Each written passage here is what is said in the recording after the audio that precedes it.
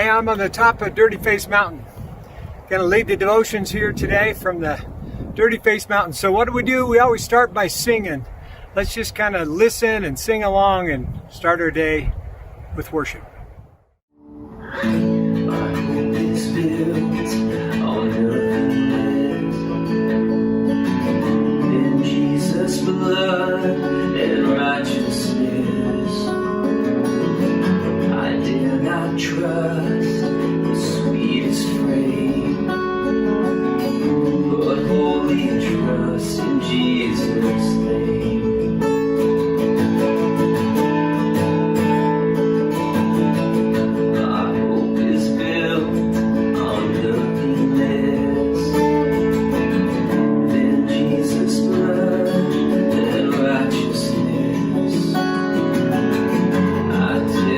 Trust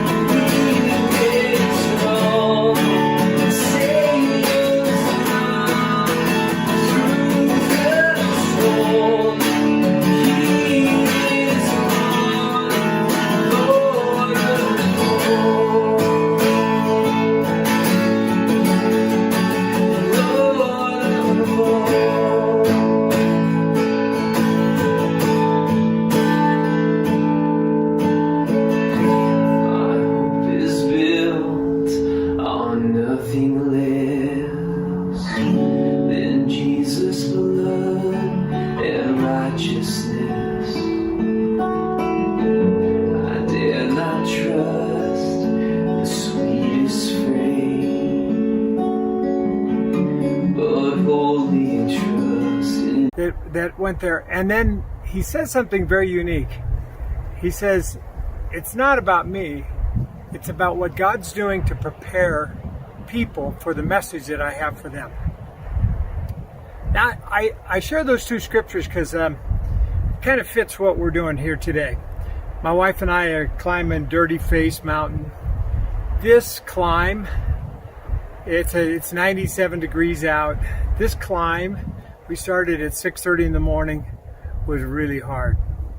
And as I was making it up this hill, and we're on the way down now, covered in sweat, I ran through 2 liters of water, and just I wanted to quit. I wanted to put my pack down and then go up without a pack. But I'm training for a huge hike that I have coming up, and so I just disciplined myself to keep going. You know what I'm reminded? We're kind of in this scenario where coronavirus is making it hard for us. Some of you, your businesses are hard. Some of you, your health is hard. Some of you, your relationships are hard.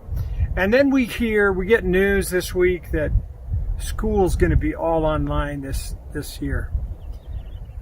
And it just makes you want to put your pack down and quit. And that's when you need to keep powering on. My wife and I sat down a few times. We had a little extra candy bar or a little snack to make it all the way to the top. And when we made it to the top, we took off our shoes and laid back and had a little lunch. It was awesome. And now on the way down, it goes twice as fast on the way down.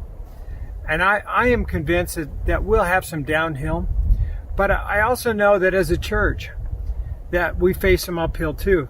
Our culture and all the things that are going on, and it seems like there's all kinds of pressure against the church. But here's what I love about what Paul says. I am called to share the good news with places and people that don't know or understand it. More than ever before, I believe this virus and all that we're going through puts us in a position to share our faith. And so I say, put your pack on, no matter how hard it is. The rest of the world is looking and watching how you're handling this hardship. And as they watch you, they're going to say, what's different about you? What's going on in your life? And as you power on and you begin to share with them the inner strength that you have from God, they're going to want what you have. My prayer for you today is that you'll just keep going. That you won't allow your own discouragement or any of the things that could come your way to make you just quit. And as I close today, I always try and come up with a list. And today I don't have a paper or a pad to work with, and the bugs are biting pretty hard. But I wanted to just say, to start with, here's one thing that I cannot control. I can't control the coronavirus. I can't control the circumstances. I can't control the school.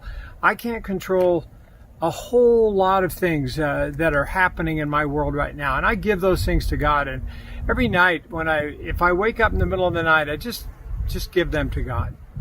The things that I can control, I just put one foot in front of the other. I can keep going. I can rest when I need to rest, and I can keep moving when I need to keep moving. And so I'm grateful for that. And I'm going to do it with a good attitude, and I'm do it with God's help. And what am I thankful for? Today, here's what I'm really thankful for.